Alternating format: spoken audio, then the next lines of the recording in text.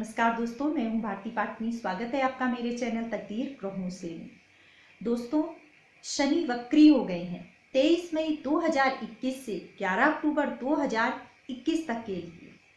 तो 141 दिन के लिए ये वक्री हो रहे हैं। समय बहुत लंबा है, तो इसका फलाफल जानना आपके लिए जरूरी भी है।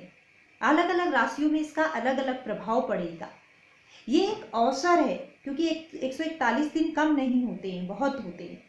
तो ये एक अवसर है, इसका फायदा उठाइए और अपनी राशि के अनुसार जानिए कि आपकी राशि में इसका क्या प्रभाव होने वाला है।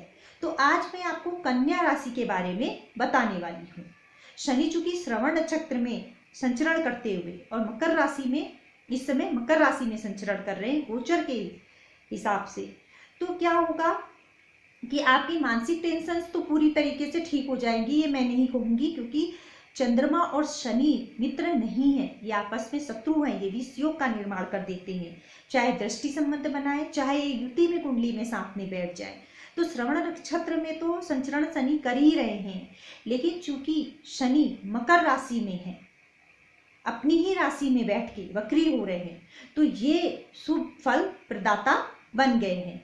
तो कन्या राशि वालों को कैसा फल देखने को मिलेगा? तो कन्या राशि से शनि पंचमस्त हैं। अभी शनि पंचमस्त चल रहे हैं, तो शनि की पनौती का टाइम चल रहा है। तो शनि अभी तक अच्छा फल नहीं दे रहे थे, कन्या राशि वालों का समय अच्छा नहीं चल रहा था।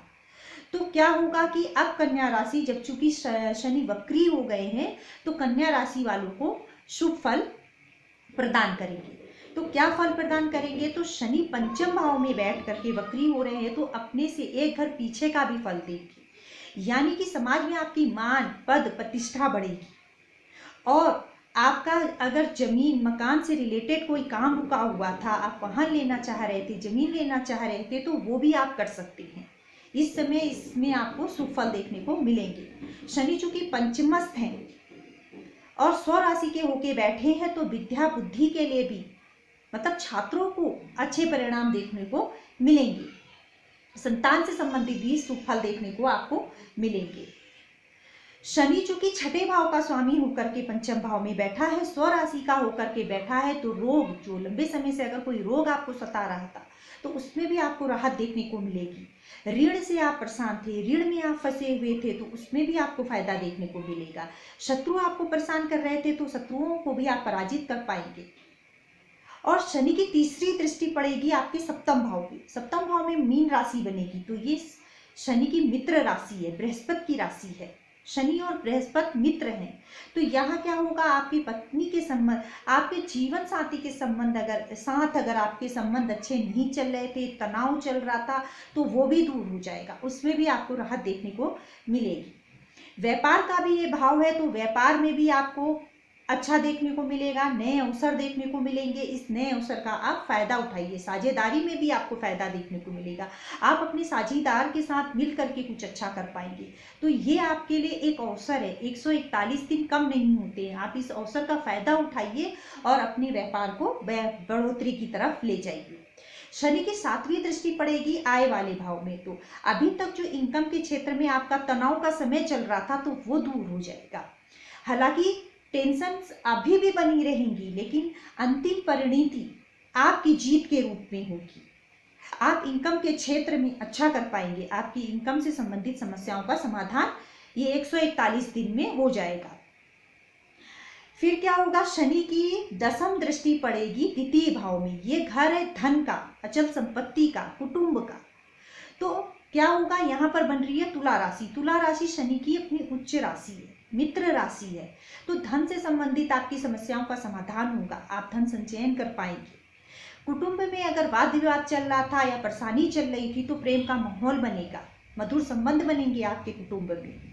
और ये घर है अचल संपत्ति का भी। अगर अचल संपत्ति से रिलेटेड आपका कोई वाद विवाद चल रहा था, या आप अचल संपत्ति खरीदना चाह रहे थे और आप रुके हुए थे, तो आप ये काम भी कर सकेंगे। तो यानी कि कन्या राशि वाले जातकों को शुभ फल ही देखने को प्राप्त होगी। तुला राशि वाले जातकों को कैसा फल मिलने वाला है?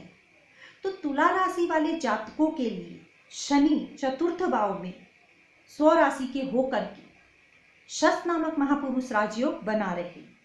तुला राशि में हालांकि ढया का समय चल रहा है, लेकिन तुला राशि वाले जातकों के लिए शनि अत्यंत योग कारक ग्रह बन जाते हैं, तो जातक को अत्यंत शुभ फल प्रदान करते हैं। तो शनि आपके चतुर्थ भाव में शश नामक महापुरुष राजयोग बनाते हुए वक्री हो रहे हैं। तो क्या होगा, ये तृतीय भाव का भी फल देंगे, क्योंकि एक घर को पीछे जाएंगे। तो क्या होगा, आपके पराक्रम में वृद्धि होगी, आपके अंदर नई ऊर्जा शक्ति आप महसूस कर पाएंगे, आपके छोटे भाई बहनों से आपके संबंध अच्छे हो जाएंगे।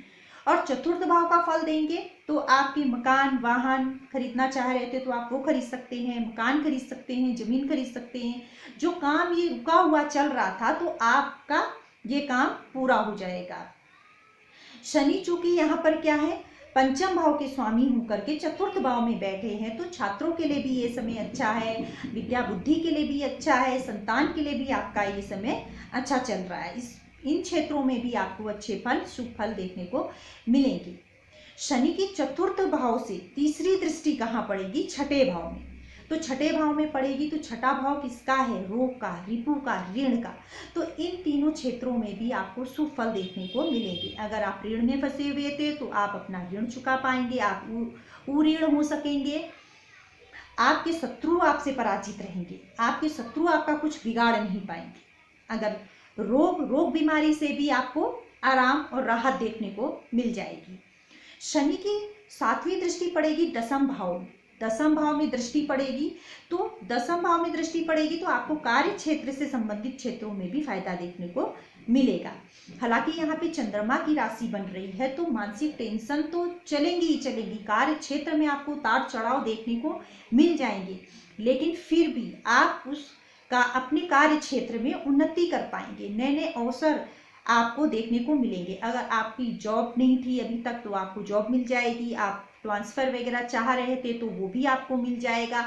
तो यानी कि आपकी मानसिक टेंशन दूर हो जाएगी, ये मैं नहीं कहूँगी, क्योंकि ये चंद्रमा के नक्षत्र में अभी भी शनि संचरण कर रहे हैं और दसम भाव में चंद्रमा की ही राशि बन रही है। तो कार्य क्षेत्र में उतार चढ़ाव के साथ, मानसिक टेंशन के साथ आप उन्नति कर पाएंगे। शनि की 10वीं दृष्टि पड़ेगी आपके लग्न में, तो क्या होगा, लग्न में दृष्टि पड़ेगी तो आपका व्यक्तित्व निखर के सामने आएगा, क्योंकि यहाँ पर तुला राशि बन रही है जो शनि की उच्च राशि है और शनि की मित्र राशि भी है। तो और शनि तुला राशि में योग कारक स्थिति में होते हैं, तो क्या होगा, ये शनि आपको व्यक्तित्व में निखार लाएंगे, आपके अंदर कॉन्फिडेंट आएगा, आप अपने लिए कुछ सोच पाएंगे। तो इस तरीके से देखा जाए तो तुला राशि वाले जातकों के लिए भी ये समय अत्यंत श्रेष्ठ है। आप इस समय का फायदा उठाइए, क्योंकि 141 दिन बहुत होते हैं।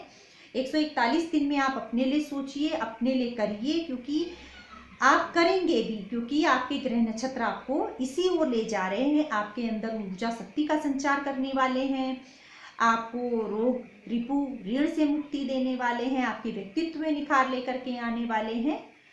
तो दर्शकों, आज मैंने आपको कन्या और तुला राशि के बारे में बताया। आशा करती हूँ आपको मेरा ये वीडियो पसंद आया होगा। अगर ये मेरा वीडियो आपको पसंद आया होगा तो शेयर कर दीजिएगा, सब्सक्राइब कर दीजिएगा और लाइक का एक बटन दबा दीजिएगा। मिलती हूँ मैं आपसे अपने नेक्स्ट वीडियो के साथ। नमस्कार।